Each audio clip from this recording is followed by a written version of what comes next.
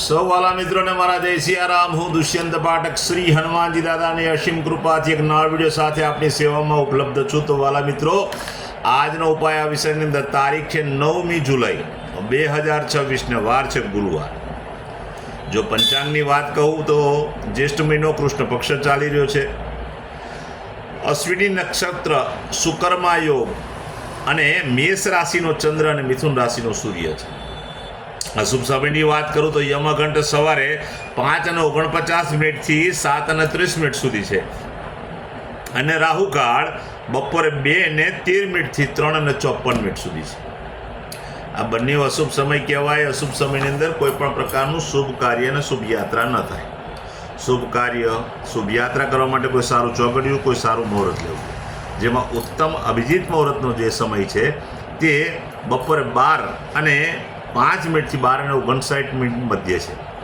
આ સમયની અંદર તમે કોઈ પણ પ્રકારનું શુભ કાર્ય અને શુભ યાત્રા કરી શકો. વાલા મિત્રો, વાત કરીશ આજના ઉપાયની. તો આજના ઉપાયમાં સવારે સ્નાન કરવા બેસો ત્યારે નાવાના પાણીની અંદર 3 ચમચી જેટલી હળદર પધરાવી દેવાની. પાણીમાંથી હળદરને મિક્સ કરવાની.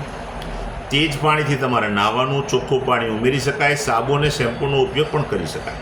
સ્નાન થઈ ગયા પછી કપાળમાં અને નાભી પર હળદરનું તિલક કરવાનું છે.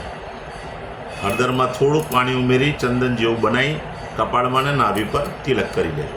ત્યાર પછી બિલકુલ સીધું સંધ્યાકાળે પશ્ચિમ દિશા તરફનું મુખ રાખવાનું અને શ્રી હનુમાનજી દાદાને એક કાકભૂષણની રામાયણજીનો પાઠ અને એક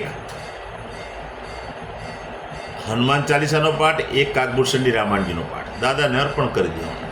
ત્યાર પછી રાત્રે સૂતા પહેલાં પોતાની પથારીમાં બેસવાનું, પલાઠી વળવાની. ઓમ કૃષ્ણાય વાસુદેવાય હરે પરમાત્મને પ્रणतक्लेश नाशाय ગોવિંદાય નમઃ આ મંત્ર યથાશક્તિ જપી લેવો.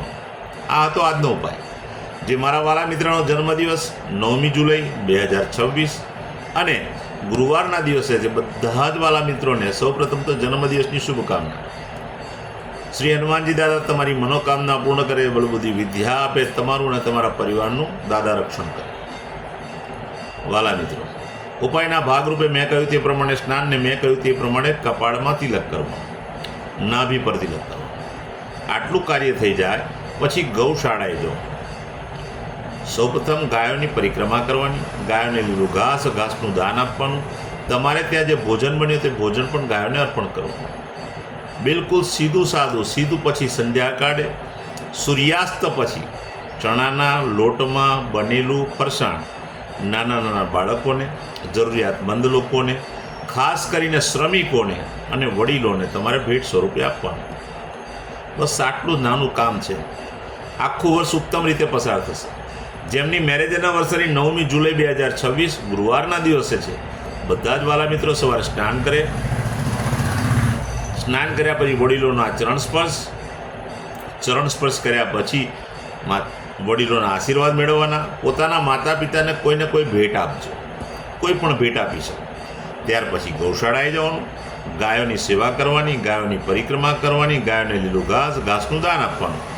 સાથે સાથે તમારે ત્યાં જે ભોજન બન્યું તે ભોજન પણ ગાયોને અર્પણ કરવું. ત્યાર પછી કોઈ પણ વૃદ્ધાશ્રમ, કોઈ પણ અનાથાશ્રમ, વિધવા આશ્રમ સાથે જરૂરિયાતમંદ લોકોને, શ્રમિકોને, બ્રાહ્મણોને તમારે જેને પણ સીધું આપવું હોય તો ચોખા, પછી ચણાની દાળ અને શાકનું દાન કરવાનું છે, લીલું શાક. બસ આટલું કરી લો. આખું વર્ષ પતિ અને પત્નીનો આનંદ સહિત પસાર થશે. મારા બધા જ વિડીયો યુટ્યુબ પર હોય છે. મારી યુટ્યુબની ચેનલનું નામ છે દુષ્યંત પાઠક. પ્રાર્થના કરું છું મારી ચેનલને સબસ્ક્રાઈબ કરજો અને બેલ આઇકન અવશ્ય દબાવજો. જો તમે બેલ આઇકન દબાવેલો હશે, હું નિયમિત એક વિડીયો મૂકું છું, તરત જ તમારા મોબાઈલ પર નોટિફિકેશન આવશે. તમે મારો વિડીયો તરત જ જોઈ શકશો. એટલે મારી ચેનલને અવશ્ય સબસ્ક્રાઈબ કરજો અને બેલ આઇકન દબાવો. મારું ઇન્સ્ટાગ્રામ, મારું ફેસબુકનું પેજ, એનું નામ પણ દુષ્યંત પાઠક છે. મારા પેજને ફોલો કરજો, મારા પેજને લાઇક કરજો અને પ્રાર્થના કરું છું બધા જ વિડીયો શેર કરજો તમારા સોશિયલ મીડિયા એકાઉન્ટ ઉપર. કારણ કોઈ સંઘર્ષમાં ફસાયેલા વ્યક્તિને સંઘર્ષમાંથી બહાર નીકળવા માટેનો વિચાર આ વિડીયો જોયા પછી આવશે. મારા વિડીયો જોશે, ઉપાય કરશે તો ભગવાન એના પર કૃપા કરશે. એટલે મારી પ્રાર્થના છે તમે મારા વિડીયોને શેર કરજો. દરેક દિવસ એક હું પ્રાર્થના હંમેશા કરું છું, મારો વિડીયો એકવાર જોવાથી કે એકવાર ઉપાય કરવાથી 24-48 કલાકમાં પરિણામ મળશે નહીં. પ્રયત્ન જ ના કરશો, અંધકારની વાત જ નહીં. નિયમિત મારો વિડીયો જોજો અને નિયમિત ઉપાય કરજો. ભગવાન તમારા પર અવશ્ય કૃપા કરશે, તમારો સમય બદલાશે. તો નવા વિડીયોમાં ફરીથી મળીશું. આપ સૌને મારા સીતારામ.